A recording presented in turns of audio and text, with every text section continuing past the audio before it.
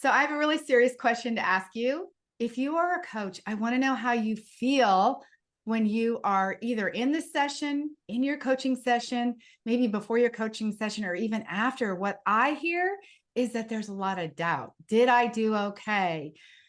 Should I have asked a different question? So if you are a new coach, you might be thinking that what you need to do to feel confident is get a bunch of clients. And what I want to suggest to you is that you actually might feel more confident if you're able to assess your coaching sessions and really make some shifts and learn from those. So today I have Katie Pulsifer back. She's going to share the exact framework that she uses with her coaching clients to turn really every coaching session into an opportunity for them to grow as a coach. Okay, so by the end of this, you're going to have a simple 3-question system so you can build your coaching skills session by session. Plus, you guys, she has this incredible evaluation tool. I'm going to let her talk about that is filled with so many questions where you can ask yourself to really understand your session. So, Katie, can you share just a little bit more about you, what you do, and why you're such a pro at this? Well, thank you for having me back. It is just so fun talking to you.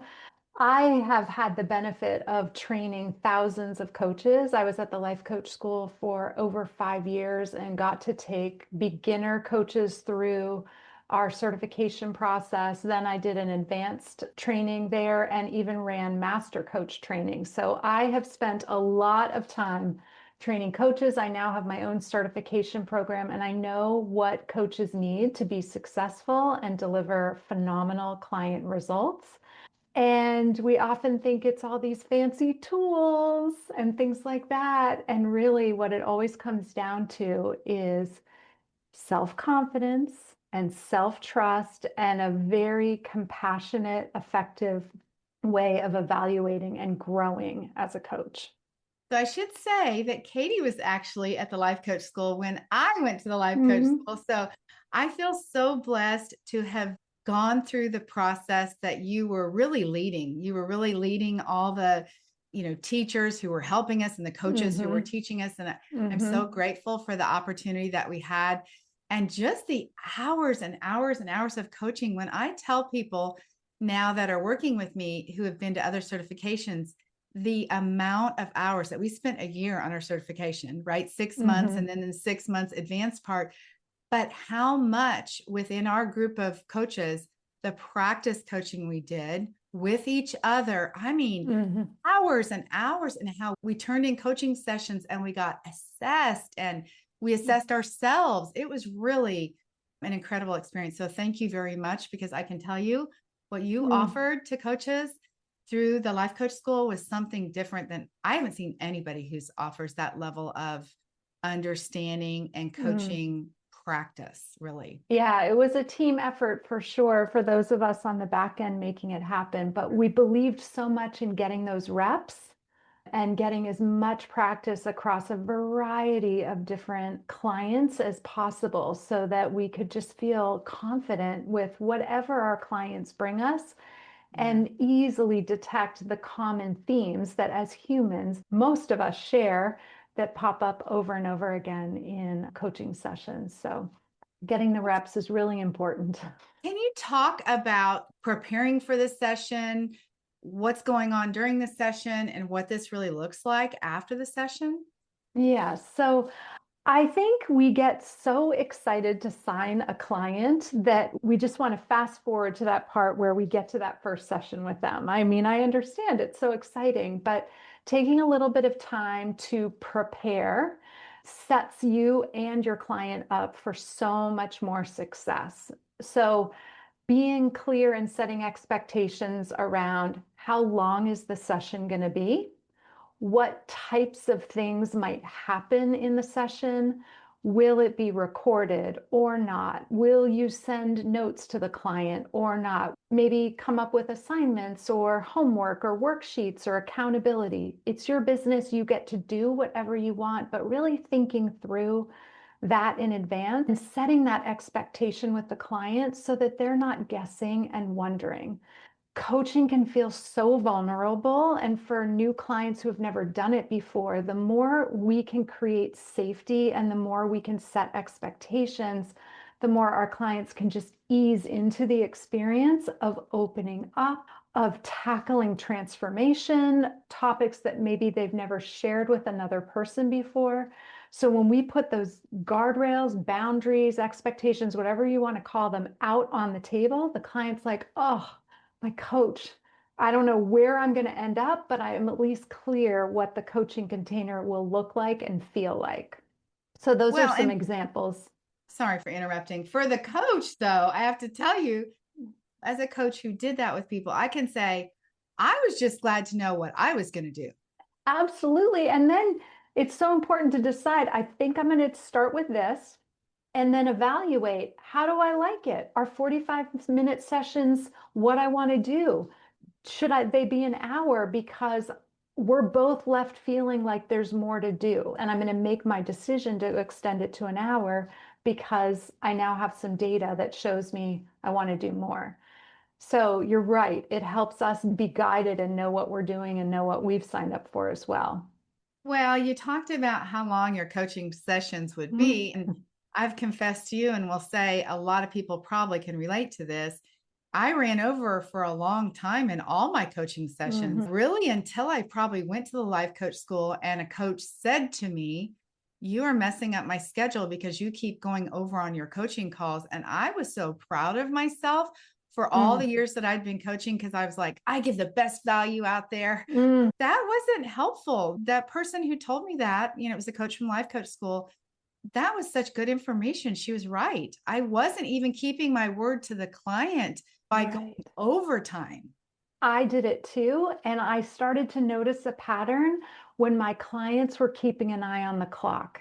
And I was like, oh, they feel like it's their job to wind down the session because they don't trust that I'm going to.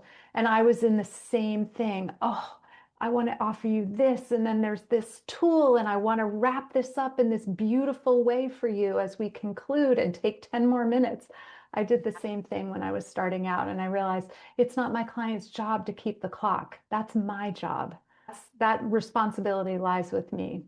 And even that, wrapping up the session and knowing what you're going to send the person off with, I found that once I started doing that, it was so comforting for the person to know, here's the main things we talked about, and here's the things that you're going to take action on. Because, I'm all business building stuff, but they were so relieved, like, you don't have to pay attention and take the notes. I'm going to take the notes. And of course, everybody decides the way they're going to do it. But they loved it that, I will tell you what to do. You just come and be present. Yes, yes. And the more understanding, the more you can clarify that. And again, you get to change your mind. If you decide something and it doesn't work and you want to, I'm not going to record sessions, or I want to be on the phone instead of Zoom, do whatever you want, but at least be explicitly clear so you and your clients are not guessing at what's going to come next and doing the, wait, are you in charge? No, are you going to decide what's happening? It just helps the session flow more smoothly. It is so interesting, all of the ways that coaching sessions are happening. I looked at something from a coach recently, and she had a VIP, I only have a few spots available kind of thing. And I was like, I'm kind of interested in this coach. As I read through her offer, which was, I think it was maybe $5,000, it was Voxer coaching. Oh, wow. Okay. It was no sessions. It was only Voxer. So there are all kinds of ways that you can do coaching sessions that we often don't think about. Absolutely. I love doing in between session support. That's something that I just absolutely love. I'll do with my one-on-one clients, I'll do 2 sessions a month, and then this in between support either via voice memo or Voxer to just keep the threads of the conversation going. And we have so many resources and so many ways to deliver coaching. Written coaching as well is another really powerful way to do it via text or email. So unlimited choices. We just have to make a decision, communicate it, honor the decision that was made, and then refine it if we have information that suggests we should do it differently. Yeah. So for the new coaches that are listening, or coaches who are thinking about getting started, what would you say are the things that they are lacking confidence in? Like, what is the main themes that you see that come up with people?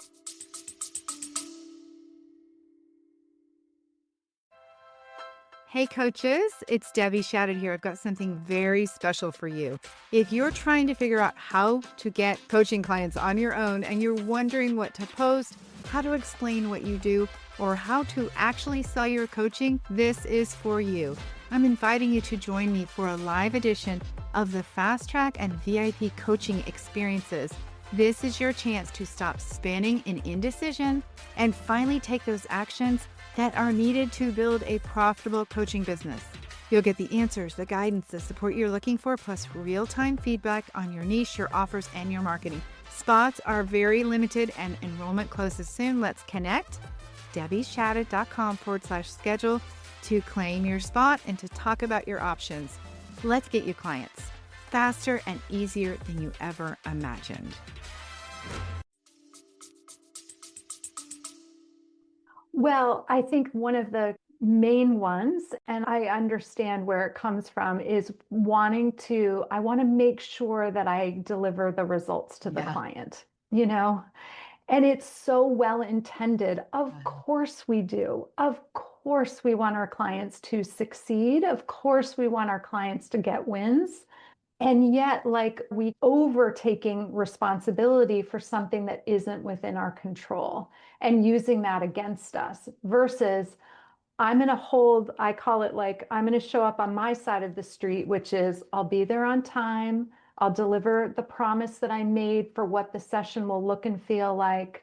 I will bring all the curiosity, great questions, tools that occur to me to use in the session. And I will bring the belief that you will achieve your result on the timeline that works for you. Instead of graspy, urgent energy that can sometimes leak into our coaching sessions when we've got to get the client that result as fast as possible, because what we think it means is that we're doing a good job as a coach. Yeah, I can tell you I'm guilty of this too. Me too. I wanted to make sure that people did, again, all of this stuff to get their business built. Yeah. And I would do things for them instead of if I would see them struggling at writing emails or Canva graphics or whatever tech needed to be set up, I would just say, oh, just let me do it for you. And then I realized one day, oh my goodness, they are paying me and they are leaving me not equipped to do it themselves because I did it for them. So I really am now. We provide the support, we answer the questions, but I'm like, look, this is your business. I'll be your guide, but you have to do this. I think you do desperately want success for them, but you can't make people succeed. Yes, you can. And also coaching them on why they don't want to succeed, probing into that can actually be really effective. And we'll miss that if we're so tied to getting the success. We'll miss the coaching opportunity that's like, okay, we've met 4 times now, and you hired me to help you with this. And we keep spending all of our time over here in this other topic and category, not working on the thing that you brought to coaching in the first place. What do you think about that? Is this acceptable to you? Is this where you want to be? Why are we here instead of there? And so we can miss those rich coaching moments that often are very revealing to the client if we hold their goal too tightly. Oh, Katie, you asked such good questions. I mean, that is gold, like to help the person see themselves. We're not working on week after week what you said you wanted to work on. And that comes up for me a lot too, where people will hire me and they'll say, I'm going to get my business built. And then it's like, okay, what's going on here, guys? Something else has come up, but you're right to help them discover for themselves what is coming up. Yeah, what feels more important than building your business right now? Because obviously something else is getting your attention. It's no problem. Let's just at least tell the truth about it. I'd rather work on fill in the blank than build my business. Or I'd rather do easier things than hard things. Really good to know. I mean, there's unlimited coaching potential when we're willing to look at why a client maybe isn't achieving what they said they wanted to do. So, all of the coaching containers there are out there, and certifications Mhm. and not certifications, like we know it's Yeah, anything. yeah, And then there's AI. I'm just right. curious how you feel about how coaches can use AI and maybe what is happening. I think there's a real opportunity. I'll just give my 2 cents first. I think there's a real opportunity for us as coaches to really make sure that we are saying, here's what I actually bring to this thing. It is Mhm. that, like the reflective question that you just asked, but also I think that there is some value in the summaries, the notes, that tell me what you're thinking about how AI fits into where we're at in the coaching world. Yeah, so I mean, personally, I don't believe that it can replace the one-on-one human connected, emotive experience that we can have. I want to continue delivering coaching human to human as long as I possibly can. And I love AI to take notes during the session on my behalf because I don't even write anything down. And I Yeah. haven't for a really long time because I know AI is capturing it on my behalf. I'm more present.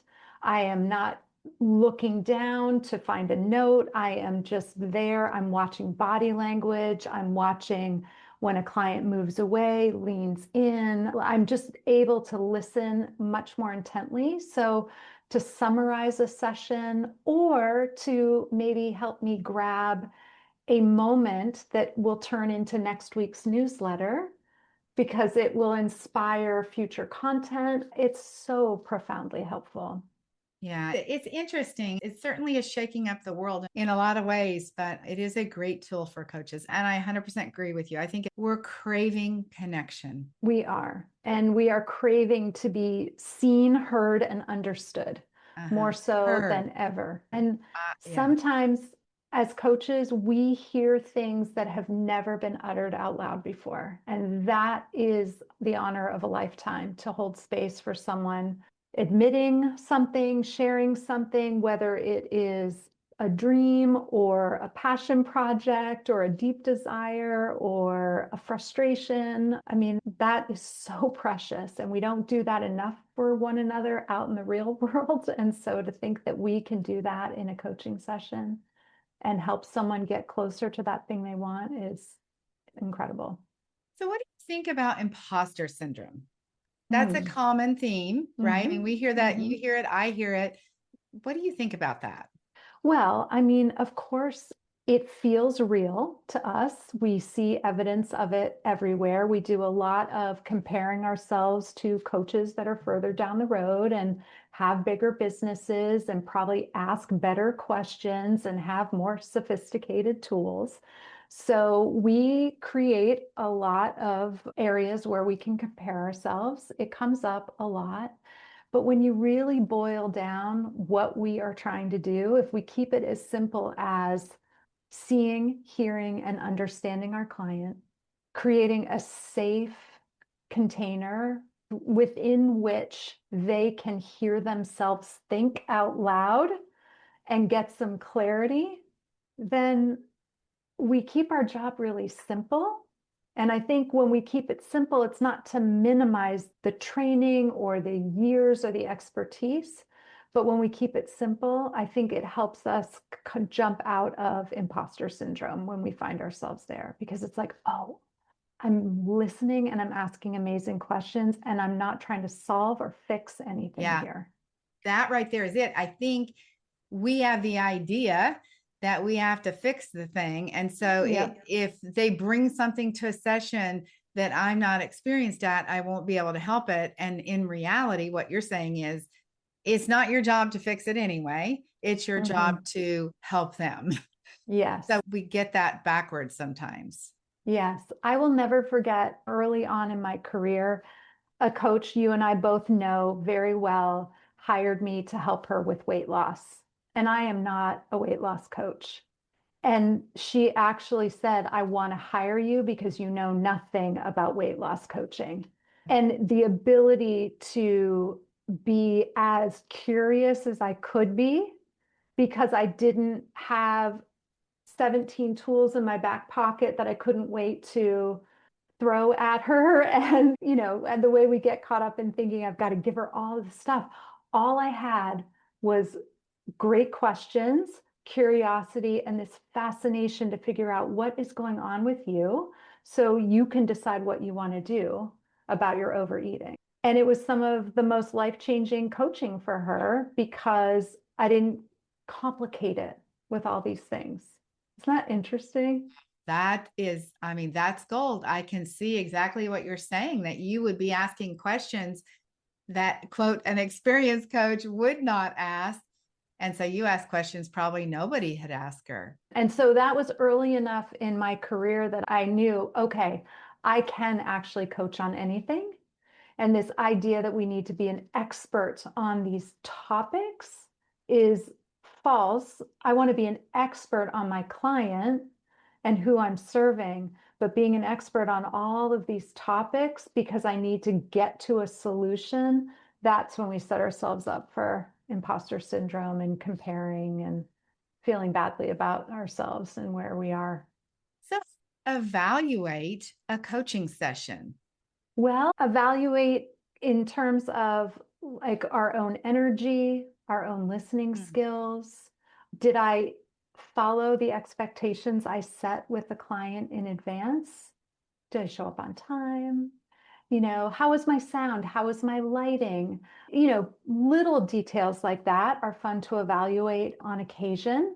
And then regularly, I love just asking myself the three simple questions. It's like, what would I keep doing? What would I stop doing? And what would I start doing? And why? Why might I keep coaching the same way that I have been? Because it gets results or because it feels authentic to me. What might I stop?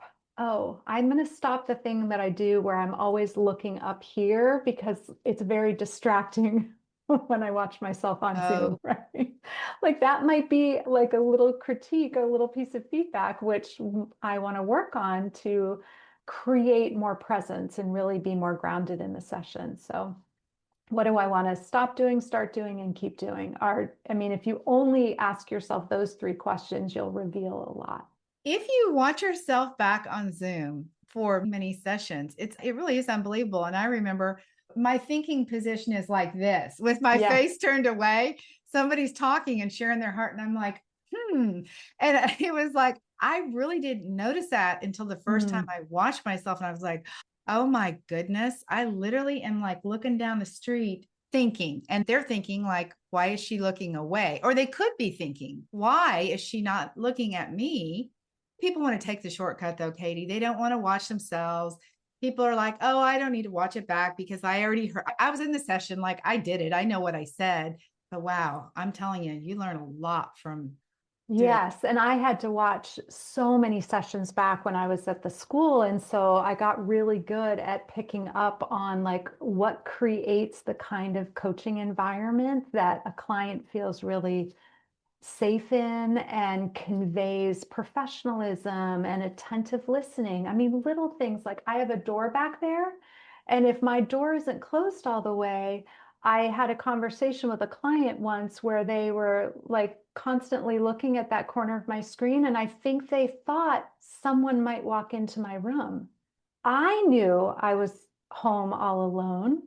They, of course, wouldn't know that. So that open door, even that much, was a bit of a distraction for them. Like, is someone hearing us?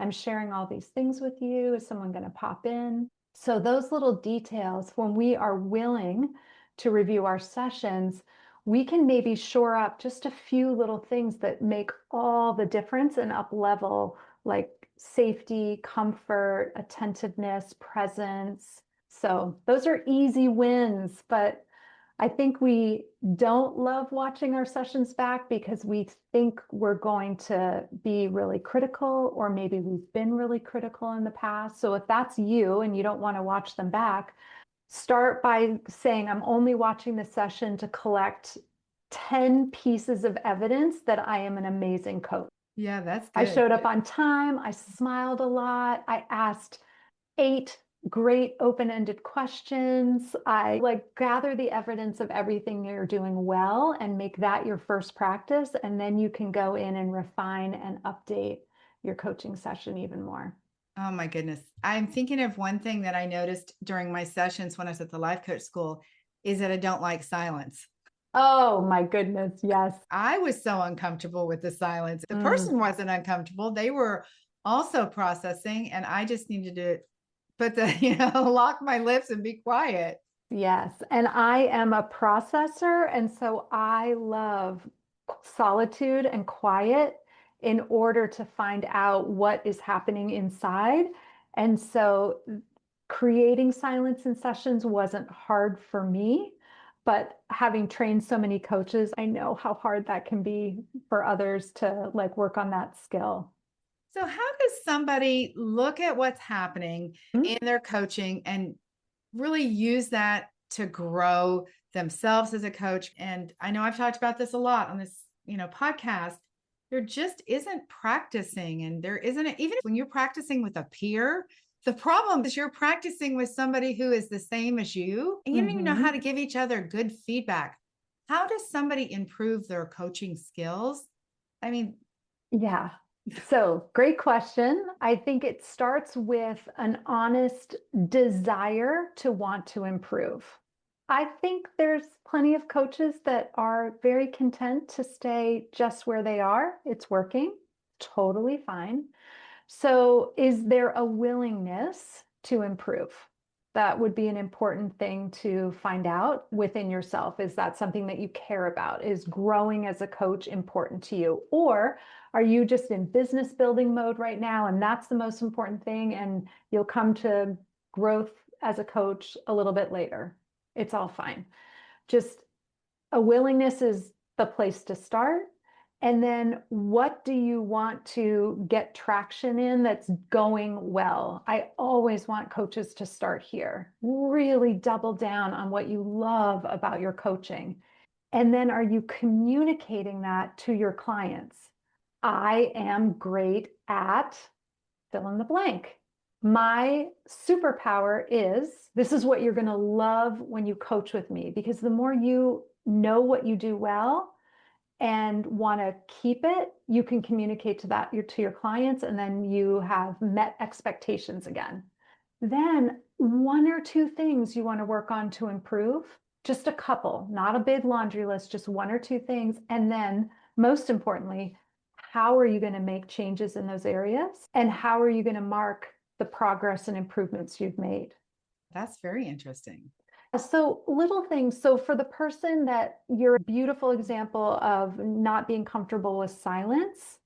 So let's say you're a coach that you notice you talk 60% of the session. And so set a little goal for yourself. By a month from now, I want to talk 50% of the session. It's a tweak in the direction where you want to hear from your client more than you hear yourself talk. Of course, some clients love when we do all the talking, but generally speaking. So then a month later, you reflect back, you watch another session to see, are you making progress? Are you holding longer pauses? Maybe you have a little sticky on your desktop that says, take 3 breaths, pause. Can you find little ways to remind yourself what you're working on and then go back and measure how much progress you're making? Oh, that's so good. I actually had a client yesterday, a new client. She's a relatively new coach, but she told me, she said, I want you to know what I'm really good at so you can understand me. And she literally did what you said, Katie. She was telling me what she was best at with coaching, which I thought was brilliant. First of all, that she really knew it. And as her business coach, she was communicating it to me because she said, I know you're going to help me with my marketing and with everything else.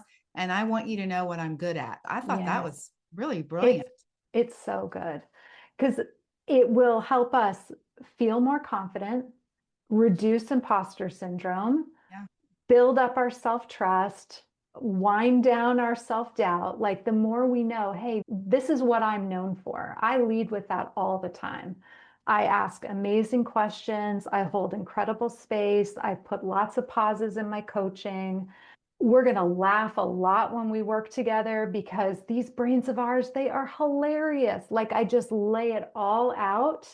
And then sometimes when I'm in a consult, this is what I don't do. So if you want someone that's going to tell you what to do, solve every problem for you, I'm not your person. But if you want to have conversations like this, like I just laid out, this is what I do all day long really well. Oh, wow. That is so, so Mhm. good. Okay. Well, tell me, you have something that you're going to gift everybody with that is to help them better evaluate their sessions. Can you talk about that a little bit and tell everybody how they can get it? Oh, sure. So it's a coaching session guide and it's really taking before the session, during the session, and after the session as three components of our work and some ways that you can set the session up for success by setting expectations for yourself and your client, readying yourself, doing some self-coaching before you come into the session, or lighting a candle or movement, or I just have a bunch of ideas in there of like the way you can bring the best of you to the session. Then some like what happens in the session. Many of us know, but I think I've got 6 steps in here about what are we trying to do in the first place. And I've got some prompts in there for coaches that may get stuck in different places. And then what happens after? How do you care for yourself as a coach?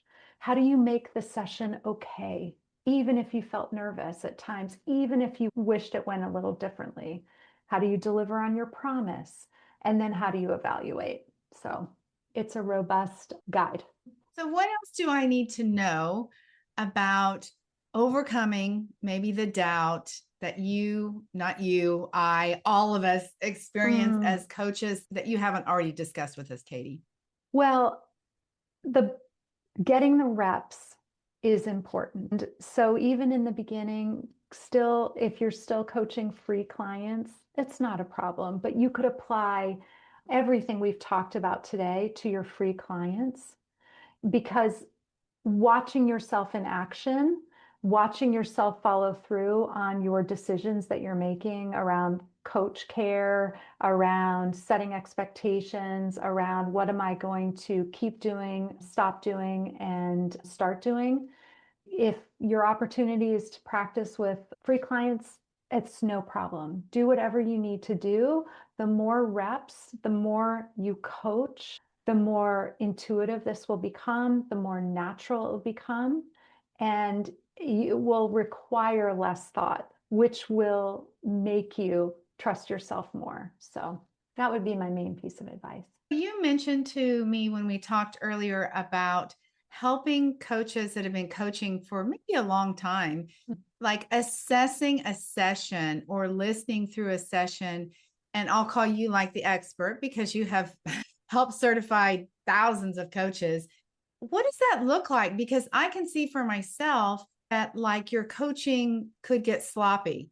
You know, you get, I don't know, that's not maybe a fair word to say that, but like maybe you get a little bit into your own rhythm and you almost forget what was the most effective path. So, how do you help people with that? So just so I'm understanding, so if people maybe get a little bit stuck in a rut with their own coaching, is Yeah, or just to even know, like, hey, I'd love for you to listen to a session, Katie, and just give me some feedback. This is part of the mm, private work that you do with people. Like, yeah. tell me, did I talk too much? Or did you hear something where I maybe didn't catch what the client said? How do you work with people for that? Yeah, so I will often offer to give feedback on sessions and just also workshop it with my clients so that we can talk about like the whole context of the energy they brought into the session. Oftentimes, we can make assumptions about our clients ahead of time when we don't know that we bring that energy in, or we forget that we can follow up and deliver something to them after the session. Because we have days that we're not our best. That can happen. And so there are ways to recover from that and recalibrate with clients as well. But I often think that it's Watching other coaches can be really helpful. If you're in any kind of communities where you can watch coaching and maybe take some notes on some things that really stood out. Everyone should have a coach that is a coach. Yeah. I believe this so firmly that when you get coached, you grow and up level to such, it can't help but impact the way you coach other people. And so that is one of the best shortcuts to getting there and up leveling your coaching when you get a little stalled out or a little stuck or you don't know what to do in different situations. How did your coach help you get through it? I have to tell you, Katie, that is a big point right there because I actually have people come work with me or want to work with me. And somewhere down the road, I find out that they've actually never paid a coach. Like they Yeah, paid me for business help, but they right. haven't actually been coached by anyone before. And again, I think that's the difference, probably just in some of the, and no criticism. I'm not criticizing anyone and where they've come. I think it's just a difference of some certifications are going to value that. Like you should get some experience yourself being coached. Some aren't even going to mention it. It's going to be not part of their curriculum. So, you don't know what you don't know, but definitely you're right. Being coached by somebody else yourself, being on the Mm. receiving end of knowing what it's like to have the personal growth from coaching, to be the person who's getting coached. Wow, that is so, so good. Well, and I can understand it too. Many people who learn these skills and learn how to coach another person, we can tell ourselves, I intellectually understand the job I'm doing. I get what the job is, and I know how to teach that to other people. And there are lots of professions where that makes sense. But to receive coaching and have our own limiting beliefs excavated, to change our minds about things, to set big goals, to really like rumble with our emotions, to like go through that personal transformation, it takes the knowledge of the skills to the next level. Mhm. And then I'm sure you find this as well, because I know you work with a coach, you pull things out that you don't even know where they came from. It didn't come from a certification and it didn't come from a book you read on coaching. It came from the, oh, I know exactly what it feels like to stand between the two things that I want. I know exactly what that feels like. So I'm going to tap into that. And that's going to guide how I'm asking questions of this client who's in a similar situation. So, I just want to pause for a moment before we wrap up. And just for you listening, I want to give you so much love and just tell you that you're amazing and that you're just, it just makes me want to cry because I love coaching so much.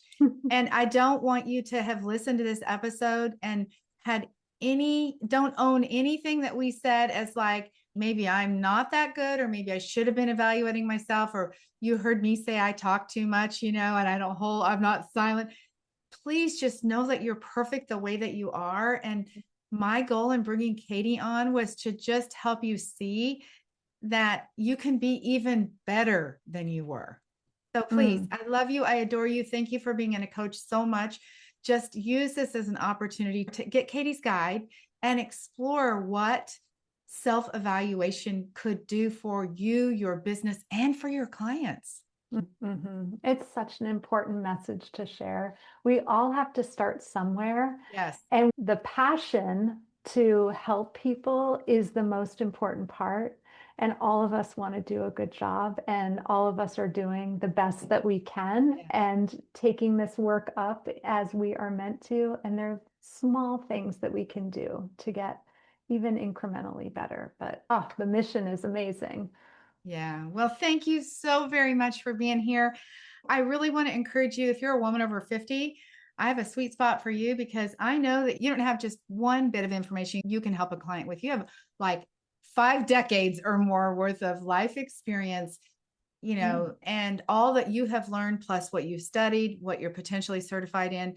So I think you are in a beautiful spot to have an incredible impact on the world. And I know that so many women at this point are like, I want to do this. So I want to Mm. encourage you to take that next step Katie, thank you again for being here. We will leave the freebie here. Can you share the link one more time?